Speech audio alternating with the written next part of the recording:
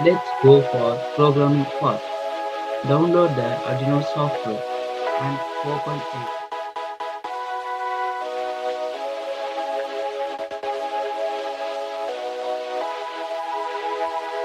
Download the code from description. Verify the code by clicking verify icon. It is compiling the sketch.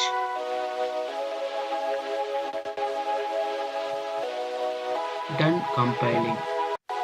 Then go to tool option to set board and port. Select board option and select Arduino UNO and select port option and select CMOS 6. Then upload the code. The code is uploading. Done uploading. Now click on the serial monitor to check the distance of the object.